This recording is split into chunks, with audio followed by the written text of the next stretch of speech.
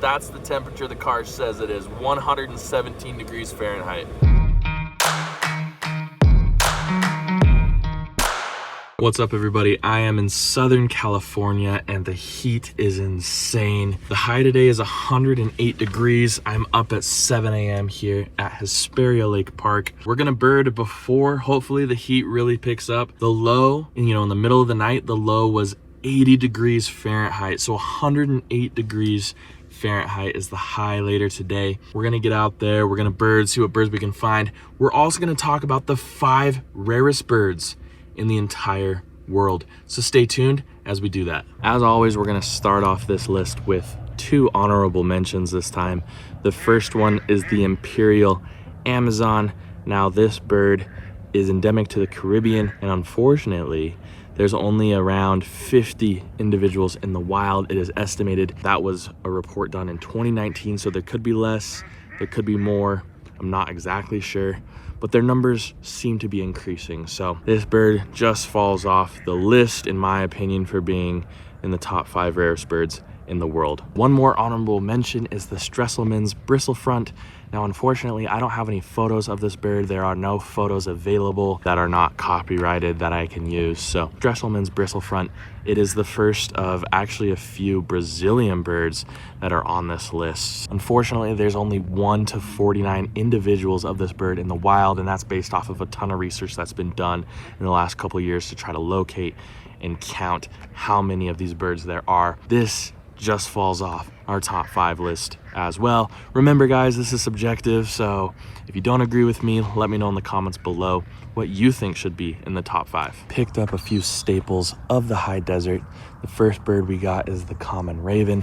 This is probably the most abundant bird up here in the high desert of California, here in Southern California. So we got common raven on the list. We also picked up a mallard. Now there are a ton of domesticated drop-offs here at this pond, unfortunately. A lot of Muscovy duck, a lot of domestic mallards, just a lot of birds that have just been left here completely. And then behind me here, we picked up an Anna's hummingbird up here screeching in the trees. So some good birds to start off the day. It's already hot. It's already 82 degrees and it's 7:10 in the morning. We got to get this wrapped up quick because I cannot stand the heat, and I think I'm actually getting a little bit heat sick since the last couple of hours. Bird number 5 on our list today is the Spix's macaw. Now there's only 180 in captivity in the world. Unfortunately, this bird is completely extinct in the wild. You may know this bird or recognize this bird from the movie Rio. It is endemic to Brazil, and it is one of the rarest birds on the planet. This bird also has been struggling because of the pet trade. A lot of people have wanted them as pets, so the illegal pet trade is a big reason. This is also the plot of Rio, but a big reason why the bird is not doing well in the wild. Now they have started a reintroduction program for these birds, so hopefully that takes off and does well. But at number 5, Spix's macaw. Picked up a few more common species. We picked up American coot over here. There's a few of them. You can also see their weird feet walking around. They have these massive webbed feet, alien-like looking feet. Then we also picked up a Canada goose over here, just chilling. It's already super hot outside. I can't imagine what these birds go through during these heat waves. And then we also picked up, lastly, a Muscovy duck on camera. Now, those aren't countable here. They're considered domestic or escapees. Can't count that on my life list, never had that as a lifer, but there's a ton of these Muscovy duck here at this park. Bird number 4 on our list is the New Caledonian owlet nightjar. Now this bird is so rare that there are no photos, no videos, no audio on eBird whatsoever. Nobody has even one observation of this bird, which isn't a great sign, but it could also mean that there's only a tiny bit left of them in the wild. Last sighting of this bird was in 1998, but there is no photos. It's the 2nd largest nightjar owlet species out there, so it's also endemic to obviously Caledonia. It hangs out in the savanna and humid areas over there, so really interesting bird. There's estimated less than 50 in the world, if even that. Nobody has seen one since 1998, and they're extremely difficult to find. There was also a big expedition from 2002 to 2007 where there was 500 working days and these people could find no signs of this bird. Unfortunately, the New Caledonian owlet nightjar is not looking great for the species. It's only been seen a few times in history, making it one of the rarest birds on the planet. Picked up a few more pretty common species, unfortunately. There's not a lot here that isn't super common or domesticated. Picked up a Eurasian collar dove walking over here on the ground. When you really look at those birds, they are quite beautiful. Then also picked up another Southern California specialty, the great-tailed grackle, kind of off in the distance, screaming in a tree. So not a ton of exciting birds here, but at least we get to talk about 5 exciting birds that are the rarest in the world. Number 3 on the rarest birds of the world list is the Himalayan quail. Many believe this bird is actually extinct. The last time it was seen was in 1876. Now, obviously, this bird is endemic to the Himalayas, which would make it probably a difficult bird to find, and there could still be a few of them out there. So this bird makes the list, although it might be extinct. If it's not, it's one of the rarest birds in the entire world, the Himalayan quail. Although a lot of people consider it to be extinct, it is actually listed as critically endangered.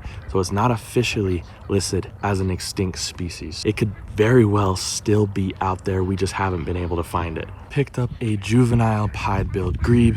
They have little stripes on their face. They're kind of cool looking when they're young. So pied-billed grebe to add to the list. Nothing really exciting. I saw a double-crested cormorant briefly fly by, but no pelicans here today. Last time I was here, I had a wood duck, which was pretty cool. But this park is dominated by released pets that can have detrimental impacts on the environment in certain places when it's dominated by these released and escaped animals. Number 2 on my list is the kakapo.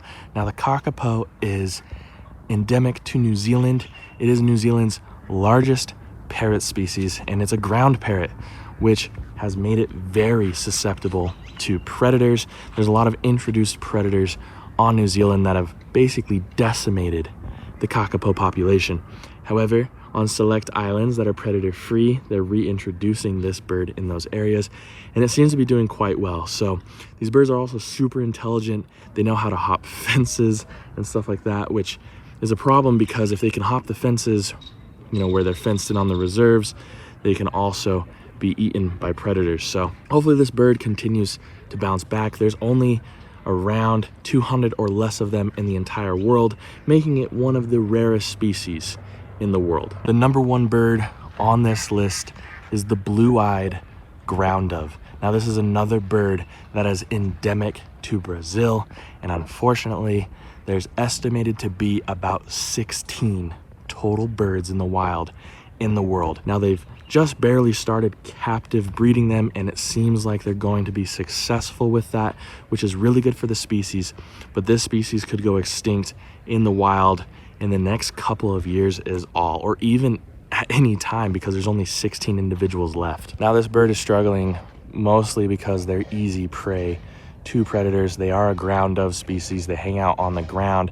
That makes them easy to prey on by these other large predators. So unfortunately, the bird is struggling, but it is the number 1 rarest bird on this list. Let me know in the comments below, what bird do you think should have made this list? All right, we got out of there before it got too hot. Honestly, I'm not feeling very well. I have like, I don't know, heat sickness or something. I just feel like I can't cool down even with blasting the air conditioning on myself. So that's not fun. That's insane right there. That's absolutely insane. Now, it's not this hot, but that's the temperature the car says it is, 117 degrees Fahrenheit. Obviously, we know what humans do in extreme heat. We try to go swimming, we hang out in our air conditioning, but what about the birds? When extreme heat happens, birds have a few things to help regulate their temperature. Some birds will start panting, so you'll see them with their mouths open and they're panting. Other birds try to expose parts of their bodies that don't have any feathers, so you'll see their legs stretched out. That helps them to regulate that heat and release a lot of that heat out of their bodies. You also see certain species like cormorants, pelicans, ravens, they'll ruffle their neck feathers. That's another way that birds release some of that heat and survive. Again, let me know in the comments below, what bird do you think should have made this list? Thank you so much for joining me on this journey. I hope to see you all next time on Bright-Eyed Birding.